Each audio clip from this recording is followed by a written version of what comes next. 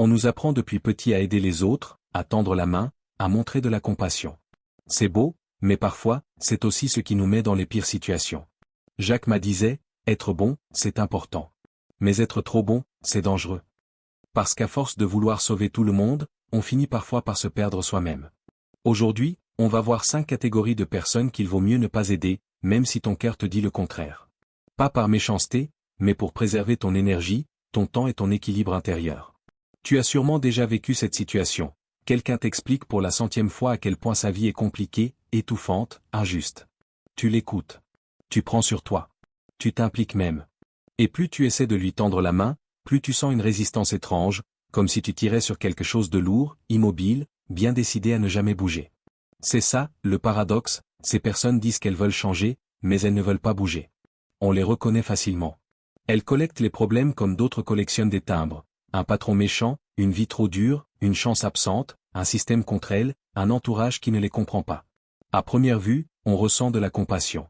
Mais plus on écoute, plus un détail frappe. Dans leurs histoires, elles sont toujours victimes, jamais actrices. Et c'est ça qui change tout. Il y a une phrase de Jack Ma qui met les choses à leur place. Si vous ne changez pas, vous aurez toujours ce que vous avez aujourd'hui. Simple, direct, impossible à contourner. Ces personnes, elles veulent que toi tu changes la situation à leur place. Elles te racontent leur vie avec des mots lourds, des tons dramatiques, parfois même une sincérité apparente. Mais derrière tout ça, il y a un refus silencieux, celui de faire le premier pas. Pas un grand pas, même un petit. Juste un mouvement. Rien. Absolument rien. Tu sais où ça devient dangereux? C'est quand tu commences à porter leurs problèmes comme si c'était les tiens. Tu deviens leur moteur, leur stratégie, leur énergie. Tu réfléchis à ce qu'ils pourraient faire. Tu anticipes leurs choix. Tu t'épuises à pousser quelqu'un qui garde volontairement le frein à main serré. Et eux? Ils trouvent toujours une excuse. Toujours. Tu leur proposes une idée, et ils te répondent qu'ils l'ont déjà testée. Tu leur proposes une autre voie, et c'est soudain trop compliqué. Parle-leur d'un changement, et voilà qu'ils sont pas prêts. À la fin, tu connais leurs excuses avant même qu'ils ouvrent la bouche. C'est devenu un script. Leur script. Le problème, ce n'est pas le manque de solution. Le problème, c'est le refus d'en assumer une. Il y a une méthode simple pour vérifier si tu dois continuer à investir ton énergie. Demande-leur calmement, sans les juger, qu'est-ce que toi tu es prêt à faire pour que ça change? C'est là que tout se joue. Tu vas voir un silence, un flottement, un malaise. Tu vas entendre un je ne sais pas désarmant, ou un nouveau lot d'excuses parfaitement rodé. Et à ce moment-là, tu obtiens ton véritable diagnostic. Ce n'est pas un manque de solution, c'est un manque de volonté. Et tu sais quoi? Tu ne peux pas vouloir pour quelqu'un ce qu'il refuse de vouloir pour lui-même. Tu ne peux pas tracter une montagne. Tu ne peux pas sauver quelqu'un qui s'accroche à sa position de victime comme à une identité. Alors quand quelqu'un te demande de l'aider, rappelle-toi, l'aide n'a de valeur que si l'autre marche avec toi. Si l'autre reste immobile, il ne te demande pas une main, il te demande une vie entière. Elle n'appelle pas pour savoir comment tu vas. Elle n'envoie pas de message pour te féliciter. Elles n'apparaissent pas dans ta vie pour savoir si, toi aussi, tu as besoin d'un soutien. Non, elles arrivent exactement au moment où elles ont besoin de toi. Et bizarrement, c'est toujours urgent. Toujours vital. Toujours juste pour cette fois. Tu vois? Ce juste pour cette fois qui se transforme comme par magie en c'est normal, non? Elle te demande un service. Puis un autre. Puis un autre. Elle te sollicite comme si tu étais un fournisseur de solutions, un chargeur de batterie humain, un distributeur d'énergie illimitée. Et toi, tu aides. Au début, sincèrement. Parce que tu as un bon cœur. Parce que tu as appris que partager, c'est noble. Parce que tu crois que si tu donnes, la vie te le rendra. Mais ces gens-là ne fonctionnent pas comme la vie. Ils fonctionnent comme un système, input égale output. Tant que tu fournis, ils restent. Dès que tu t'arrêtes, ils disparaissent. Jack Ma l'a résumé avec une brutalité magnifique. Quand tu aides quelqu'un une fois, tu deviens un ami. Quand tu aides 2 fois, tu deviens un bon ami. Quand tu aides 3 fois, tu deviens un idiot. Ce n'est pas toi le problème. C'est la dynamique que l'autre installe. Il ne prend pas ton aide comme un geste. Il la prend comme un acquis. Comme un droit automatique. Comme quelque chose que tu dois fournir, sans question, sans limite. Le pire, c'est le retournement. Tu connais cette scène, un jour, tu oses simplement dire non. Parce que tu es fatigué. Parce que tu as tes propres projets. Parce que ton compte bancaire n'est pas une fontaine magique. Parce que tu n'as plus le temps, plus l'énergie, plus l'envie d'être le super-héros à disposition. Et c'est là que la pièce change d'ambiance. Tu deviens ingrat. Tu deviens étrange. Tu deviens distant. Tu deviens la version négative d'une personne que tu as pourtant tenté d'aider. C'est drôle, non? Quand tu dis oui, tu es indispensable. Quand tu dis non, tu deviens le problème. Ce qu'il faut comprendre avec ces gens, c'est simple, ils ne cherchent pas ton aide. Ils cherchent un service. Ils ne veulent pas de toi. Ils veulent ce que tu donnes. Et il y a un test infaillible pour les reconnaître, observe-les lorsque tu n'as plus rien à offrir. Leur présence s'évapore. Leur intérêt se dissout. Leur affection s'annule. Quand tu sers, tu existes. Quand tu arrêtes de servir, tu disparais. La seule manière de ne pas se laisser vampiriser, c'est d'apprendre à dire non. Pas un non tremblant, pas un non timide, pas un non qui s'excuse avant même d'exister. Un non clair, sec, équilibré. Un non qui pose un cadre. Un non qui dit, mon énergie n'est pas en libre service. Parce qu'au final, ces gens ne respectent pas ta générosité. Ils respectent tes limites. Tu sais, il existe des personnes qui ne cherchent pas vraiment à avancer. Ce n'est pas qu'elles ne voient pas la route devant elles, c'est qu'elles préfèrent rester immobiles, dans ce petit coin d'habitude où tout est prévisible, même la souffrance. Grandir leur fait peur. Changer les effraie.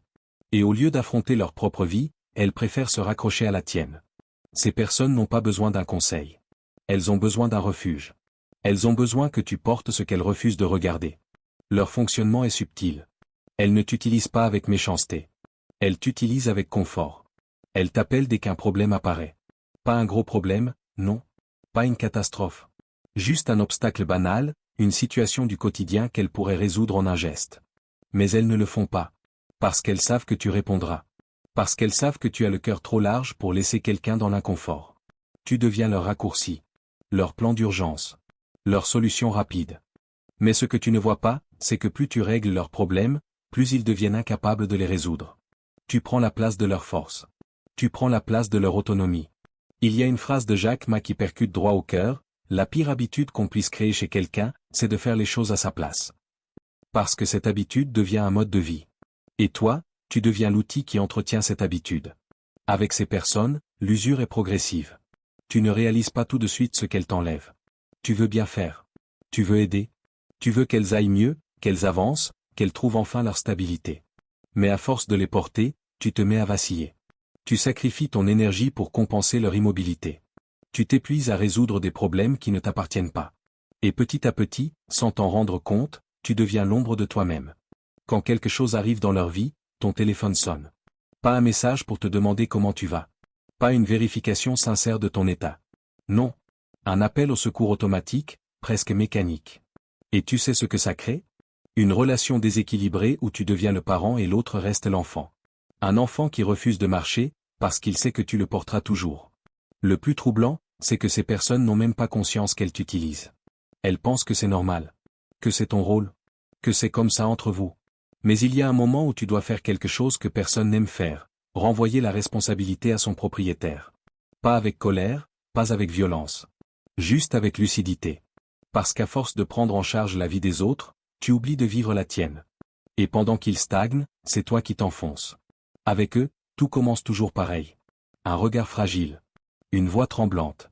Une phrase qui semble remplie de sincérité, sans toi, je ne m'en sors pas. Au début, tu te dis que c'est un appel à l'aide. Une vraie détresse. Un moment humain où tu peux apporter ton soutien, ton écoute, ton cœur. Mais si tu observes bien, si tu prends le temps de regarder derrière le rideau, tu vas découvrir quelque chose de beaucoup plus complexe, presque dérangeant. Ces personnes ne veulent pas aller mieux. Elles veulent que tu ne partes jamais. Elles ne te disent pas « je souffre ». Elles te disent « toi, tu es responsable de ma souffrance ». Nuance énorme. Nuance dangereuse. Leur langage est une toile d'araignée parfaitement tissée autour de toi. Chaque mot est placé stratégiquement. Chaque silence est calculé. Chaque soupir, chaque regard triste, chaque phrase dramatique sert un seul objectif, te garder dans leur zone d'influence. Jacques Ma l'a parfaitement exprimé, les gens intelligents utilisent la logique. Les gens dangereux utilisent l'émotion. Et eux, ils maîtrisent l'émotion comme une arme. Ils savent exactement comment s'adresser à cette partie de toi qui veut t'aider, réparer, consoler. Ils connaissent ta sensibilité, tes valeurs, tes failles. Ils savent ce que tu redoutes, blesser quelqu'un, abandonner quelqu'un, paraître égoïste. Alors ils appuient là-dessus. Encore, encore, encore. Avec eux, tu n'es jamais assez présent. Jamais assez compatissant. Jamais assez disponible. Tu peux leur donner ton temps, ton énergie, ton sommeil, ton argent, ils trouveront toujours un moyen de te faire sentir que ce n'est pas suffisant. La manipulation émotionnelle, ce n'est pas un geste. C'est un climat. Une ambiance qui s'installe sans que tu t'en rendes compte. Tu te réveilles un matin et tu réalises que tu prends soin de quelqu'un, en oubliant complètement de prendre soin de toi.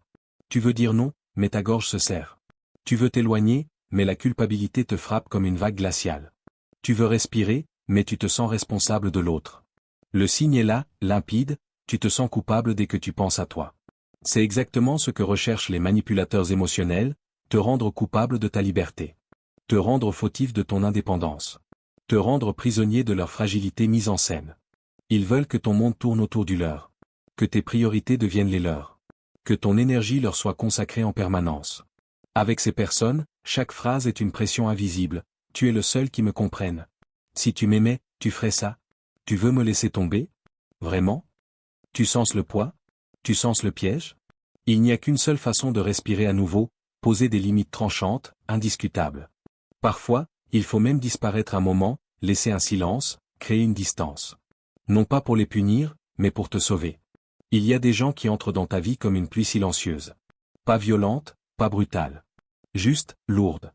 Une pluie fine qui s'installe, qui te suit, qui te colle à la peau.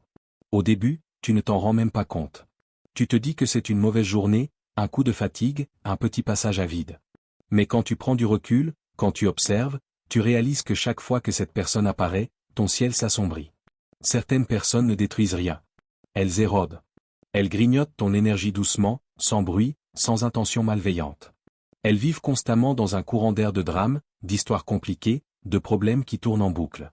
Elles portent leur malchance comme un vêtement, leur chaos comme un compagnon, leur pessimisme comme une seconde peau. Jacques m'a dit une phrase qui résume tout, si vous vous entourez de gens négatifs, même les bonnes choses deviennent mauvaises. Ce n'est pas une métaphore. C'est une réalité biologique, psychologique, émotionnelle. L'énergie est contagieuse. Le stress est transmissible. La négativité se propage comme une onde. Tu peux être en paix, aligné, confiant, puis passer une heure avec eux, et soudain tout devient plus lourd. Tu n'as plus envie. Tu n'as plus de force. Tout ce qui t'inspirait avant semble fade. Ton élan se brise sans que tu comprennes pourquoi. Ces personnes n'ont pas besoin de crier, de manipuler, de demander quoi que ce soit. Elles apportent le chaos simplement en existant autour de toi. Pas parce qu'elles sont mauvaises, mais parce qu'elles sont coincées dans des histoires qui ne se terminent jamais. Elles vivent dans les conflits qu'elles n'osent pas résoudre. Dans les blessures qu'elles n'ont jamais soignées. Dans les mauvaises décisions qu'elles continuent de répéter. Et dans ce brouillard permanent, c'est toi qui deviens leur phare, jusqu'au moment où tu réalises que ton propre feu commence à vaciller. Tu les reconnais facilement grâce à un seul signal, un seul, toujours le même, tu te sens vidé après leur passage. Comme si leur présence aspirait ton souffle intérieur, ton enthousiasme, ton énergie vitale. Ce n'est pas de la méchanceté. C'est une spirale. Une spirale qui les avale, et qui te tire avec elle dès que tu t'approches trop près. Il y a une vérité que personne n'aime entendre, mais que tu dois accepter profondément. Chaque fois que tu laisses quelqu'un qui vit dans le chaos entrer dans ta vie, tu invites un morceau de ce chaos dans ton espace intérieur. Ton énergie n'est pas infinie. Elle a une forme, une couleur, une vibration précise. Ce que tu laisses entrer, se mélange à toi. C'est pour ça que certaines rencontres te font briller, et que d'autres te font descendre un étage plus bas. Le seul moyen de rester toi-même face à ces personnes, c'est de comprendre que ton énergie n'est pas une ressource ouverte. Elle n'est pas en libre service. Elle doit être protégée, gardée, respectée.